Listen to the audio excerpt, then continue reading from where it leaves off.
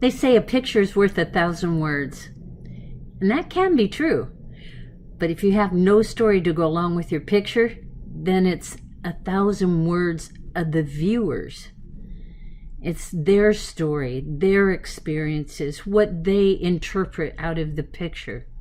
But if you'll take just a few moments with your pictures to make a few changes, crop the picture a little bit, add a little bit of description, then you can tell your story and tell the story of those you love.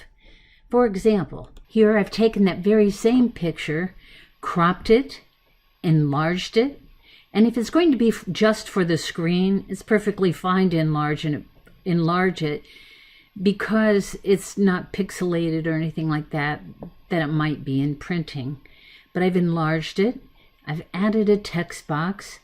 I gave it the text box a color and gave it some transparency so that you could still see a little bit of the background, but there was just enough contrast that you could read the story. You can even add a call out, a thought call out or a thought bubble to give a little bit more insight into your picture or add funny comments. Anything that you wanted to do to personalize your story that you want to share with whatever group you want to share it with. Here I'll show you a few of the things that I did to the previous slide, and then we'll go on to create a photo book, insert pictures and videos, narrate your story, and then how to upload it to YouTube.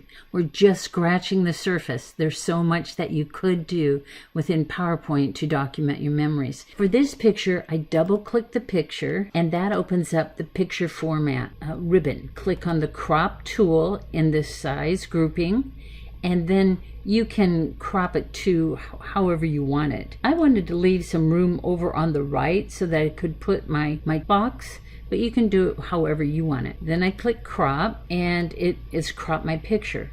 Now what we want to do is enlarge it so that it is the same size as a slide. There are tools that will help you do it automatically. Bright Slide is one of them. But what I'm going to do is come to the corner and make sure that I'm dragging from the corner and enlarge it just so it at least covers that slide and that the people are within the slide. You can also hold down Shift, and that will maintain while you're dragging, and that will maintain the ratio, but doing it from the corner is fine. Now we can check to see what that looks like. There we go, that's just fine.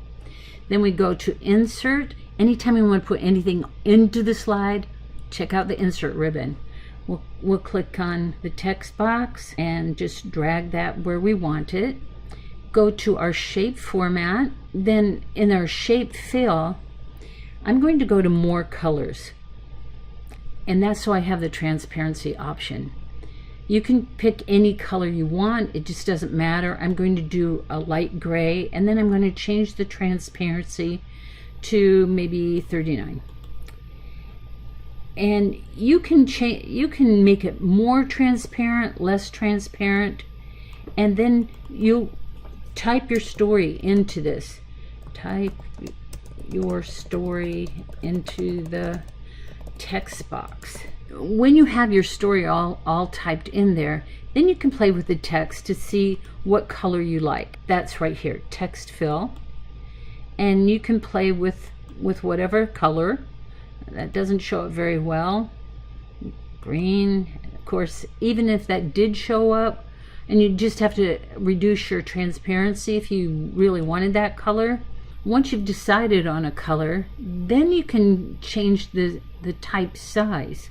With it selected, you can see these 4 sizing dots, positions, so I know the text box is selected instead of just clicking in here. Then if it's blinking inside, you don't have the box selected. You want the whole box selected.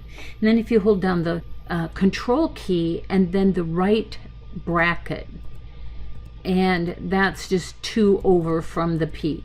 What that does is it visually allows you to see how large you're making your type. Every time you press that right bracket, it's going to take your font up 1 size, which you also get if you go to the home ribbon and right here, increase font size. but I like the shortcut of Control right bracket. And then if you want a call out, you would go to Insert Shapes, and there's all kinds of call outs down here under call outs. I kind of like this circle one, but this rounded squared off one, that gives you more space as well. So you draw that in, and you see this little gold dot right there? That's the tail. So you can drag that down to his mouth. You may want to move that over away from his mom and just drag that to his mouth. And then I double clicked, and I can type whatever you want in the call out, and you can make that bigger, and you can go back to your shape fill, and you can change it to any color that you want. Again, change your text. And the reason when I did that, again, you want to make sure that you choose the box instead of having your cursor blinking inside of the box. That will change all of the text without having to select it. Then you could animate that, click on animations and choose your animation.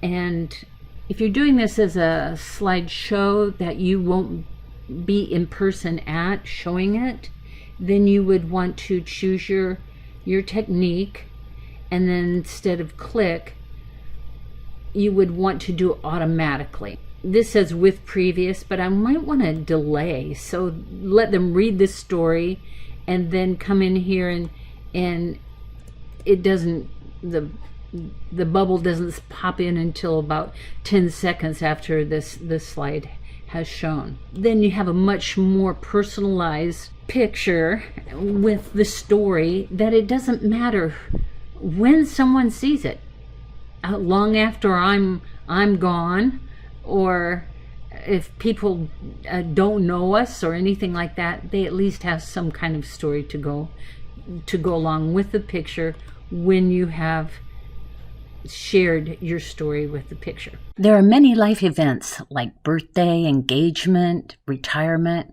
and all kinds of other parties, weddings, funerals, or even informational kiosks for sales or nonprofit groups that can benefit from photo albums within PowerPoint. Once you have your purpose, go to the Insert ribbon, which is where you always go anytime that you want to put anything into a slide or insert it into the slide. Go to the Images group, then click on the drop-down arrow by Photo Album and choose New Photo Album. Click on the File/Disk button and browse to your folder with the pictures that you want to use. Select individual pictures by holding down the Control key and clicking on them. Or you can select all by clicking on any one picture and then by pressing the Control on Windows or Command on a Mac, A for Select All, and then click on Insert All, and your pictures will be listed within this photo album window. There's some editing and ordering options within the window, and it would be worth your time to explore them. There are so many options that we could choose, but today we are focusing on fast and simple. So we're just going to accept the defaults and click on Create. Know that you don't have to have the best photos to do this. You're looking for memories, not photo shoots. Each photo will be fit to the best size for the slide. You can use the previous techniques that we talked about for cropping and enlarging, adding text boxes, adding call-outs, anything, animation, anything that you want to do. You can format the background or use the design options and then add your text boxes. You can change the order of the slides in the slide sorter view. So you don't have to decide all of that up front. You have all those options. Running presentations, I changed the transitions to advance the slide after so many seconds, depending upon your content. I'm going to make this one just 2 seconds, so you don't have to wait for them. In another video, we'll talk about narrating and timing your slides. For now, go to Slideshow, set up Slideshow. There are many options to choose from. My most common for self-running shows include browse by an individual window and loop continuously until escape. A shortcut to start the show is F5 on your function keys, or you can use the tools under the slideshow or to the left of the zoom slider in the bottom right-hand corner of PowerPoint. I chose these particular pictures to show you that you don't need perfect pictures. Every person that you know or don't know has endless stories to tell. Don't wait for perfect pictures to document the ones you want to remember or to pass along to others. In another video, we'll show you how to export this PowerPoint as an MP4, upload it to YouTube or Facebook, share on any of your social media, or show at a church or any other place that you want to share this wonderful creation that you've created. Enjoy.